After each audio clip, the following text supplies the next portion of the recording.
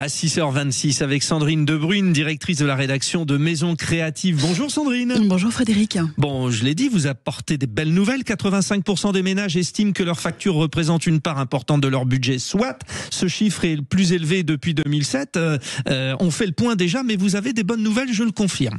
Alors oui, c'est vrai que chaque automne, le baromètre du médiateur national de l'énergie pointe la difficulté des Français face à leur facture d'énergie.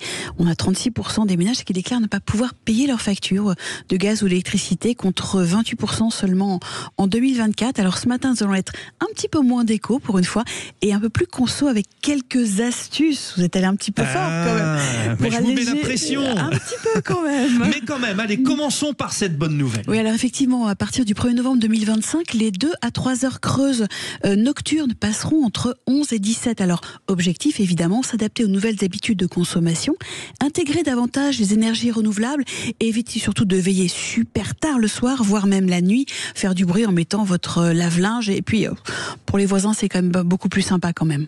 Bon, en parlant de lave-linge ou sèche-linge, faut voir avant l'achat, faut regarder les étiquettes. Ouais. Évidemment, vous ouvrez l'œil. La nouvelle étiquette énergie se compose évidemment de plusieurs sections essentielles. En haut, la classe identifiable, donc par une lettre allant de A à G. On est bien d'accord qu'on prend la A. Et puis elle est accompagnée d'un code couleur du vert au rouge. Le rouge, surtout pas. On prend le vert. On prend le vert. Cette classification permet évidemment une évaluation assez rapide de l'efficacité énergétique d'un produit. Et lors de la cuisine où il est bon de penser à dégivrer régulièrement votre congélateur, figurez-vous que 3 mm de givre, c'est 30% de surconsommation. C'est quand même assez édifiant. À la buanderie, les programmes éco évidemment de vos machines ne sont pas un gadget. Ils consomment souvent 2 à 3 fois moins d'électricité. Laver à 30 degrés, c'est suffisant la plupart des cas. Et puis une petite nouveauté dans la famille des lave-linges, sortie de l'IFA de Berlin justement, une machine qui ressemble un petit peu à une tête de Mickey.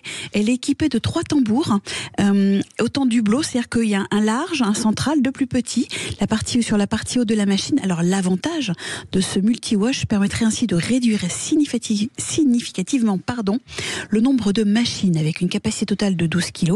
Chacun des tambours peut également fonctionner séparément. Et c'est la marque Candy en fait qui annonce cette fameuse nouveauté. On a 20% d'économie d'énergie sur déjà une classe A. Donc c'est vrai que ça peut être un peu gadget cette petite machine, mais chaque petit tambour vraiment est conçu pour faire des économies d'énergie. Bon, c'est très concret et ça vous ressemble, bien sûr. Alors, chère Sandrine, et pour le chauffage ? Alors, installer un thermostat connecté, Frédéric. Obligatoire bientôt, et surtout à partir de 2027. Ils promettent jusqu'à 15% de réduction de la consommation énergétique. C'est comme ce qui fait un peu flamber la facture. Alors, intelligents, ils sont intuitifs. Ils régulent la température avec précision, surtout pièce par pièce. Ils s'adaptent à votre rythme de vie. C'est un tout petit investissement. Et vous disposez d'une connexion Wi-Fi dans votre logement. Vous pouvez installer un thermostat sans fil et connecté. C'est hyper simple. Il est programmable. Il peut être piloté à distance. Et si vous possédez alors des radiateurs de chauffage central ou en collectif, vous pouvez aussi obtenir un thermostat connecté grâce à des têtes ou des vannes. Là, il n'y a pas besoin d'outils non plus pour installer ces têtes thermostatiques intelligentes. La seule contrainte de ce thermostat connecté, c'est qu'il agit sur les vannes. Donc, c'est-à-dire qu'il ne va pas couper le chauffage. Il va juste le réduire. Mais c'est plutôt sympa, effectivement, pour justement pouvoir maîtriser sa facture. Pensez à purger vos radiateurs, on oublie souvent, on ne dit pas ça. Ouais.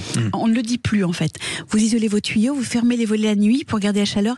C'est simple, mais c'est redoutablement efficace. Juste un dernier petit mot sur les sèches-serviettes pour les radiateurs. Un tout petit mot, on peut les avoir à partir de 139 €. Et c'est basique, c'est pratique. C'est vrai qu'il y a des échelles, équipements d'accessoires comme des étendoirs. Ils sont assez graphiques. Ils peuvent être aussi dessinés par des designers. Pour moi, ce sont un peu les nouveaux ténors du barreau, gérer votre confort hivernal. Et puis, pensez aussi aux petits radiateurs. Ils sont tout petits. Ils ont un petit œil. En fait, vous passez devant. Il dit que vous êtes automatique. Là, donc ça se met en route. Et puis pour les étourdis, en fait, ceux qui oublient de refermer bien les fenêtres, etc., si jamais ils sont à courant d'air, il va s'éteindre. C'est vraiment, entre guillemets, des petits gestes tout simples, mais qui vont vous changer la vie. Les astuces de Sandrine Debrune, directrice de la rédaction de Maison Créative. Vous revenez à chaque fois, vous nous éclairez, c'est le cas. Et puis vous nous réchauffez aussi. Merci. Mais oui, il est 6h30, la météo.